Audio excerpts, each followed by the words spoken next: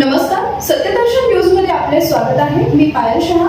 एक नजर टाकूया आजच्या ठळक घडामोडीवर. एलपीजी गॅसचा तोडगा काढण्यासाठी रिक्षा चालकांची मागणी. राज्यात इराण इस्रायल US युद्धामुळे सिलेंडर एलपीजी आणि ऑटो एलपीजी गॅससाठी नागरिकांना रात्रंदिवस रांगा लावाव्या लागतात.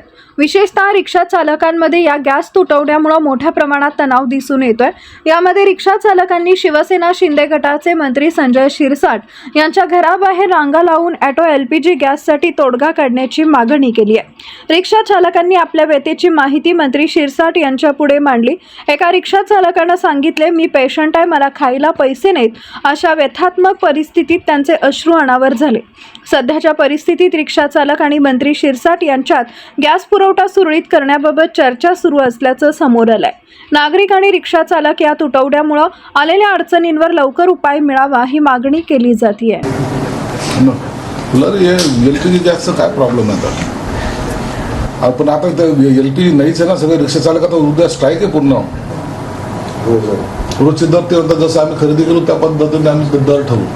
मग त्याच्यामुळे त्यांनी काय केलं माहिती आहे का, आता माल खरेदी करणं बंद केलं. युद्धामध्ये ठीक आहे 10-20 रुपये वाढले असेल, लोक ऍक्सेप्ट करतात, वाढले आपल्याला घ्यावं लागतं. आता ते ढकून देतात लोक. पण हे कंपन्यावाले जे काही बदमाशी करतात ना ती ही करतात की ते राहू द्या, दर वाढलेले आहेत आपल्याला काय परवडत नाही, आता खरेदीच करणं बंद केलेलं आहे.